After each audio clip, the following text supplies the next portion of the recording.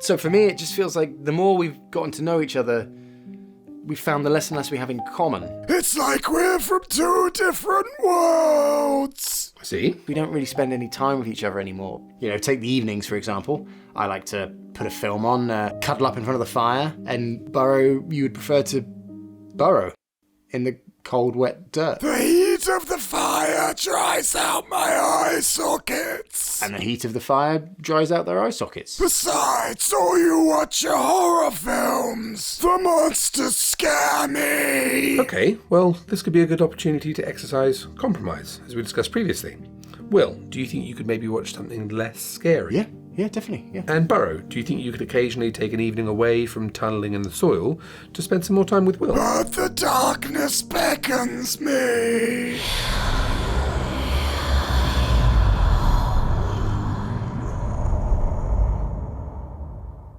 Do you think it's perhaps not so much that the darkness is beckoning you?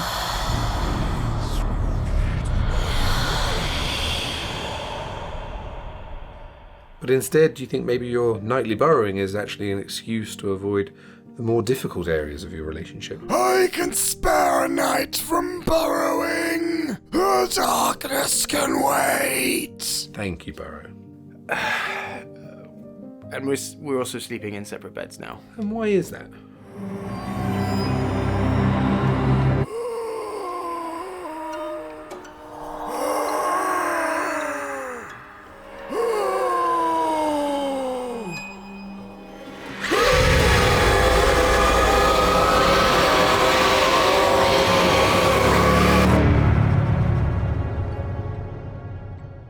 Sleep well.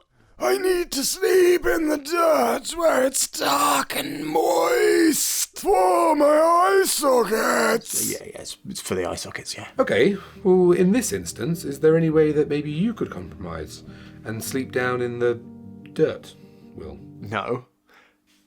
The damp is not good for my lungs. The damp is good for you. Come now, there's no need for you to raise your voices.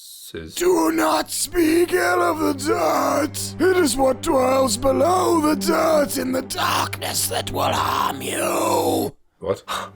What dwells below the dirt? Wonder who you're talking about there, hey? Mr. Bodell. Have you been hanging out with him again? Who is Mr. Bodell? He's a friend. Well, he's an ungodly abomination that Burrow here dug up and awakened. And as far as I can tell, because the history around him is pretty sketchy, he was banished centuries ago below the surface of the earth for all eternity for his crimes against humanity. Oh, he's not that bad.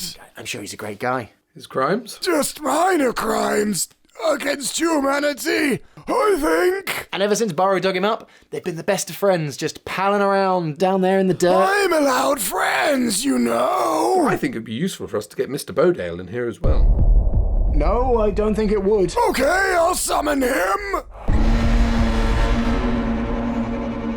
Why have you summoned me to this place? Well, I thought it would be helpful to get your external perspective on your relationship with Burrow here, to perhaps ease Will's mind on the subject a bit. You have summoned me for something as trivial as relationship counseling. I should devour your skin for this transgression. Now, Mr. Bodell, this is a safe space. Not for your skin.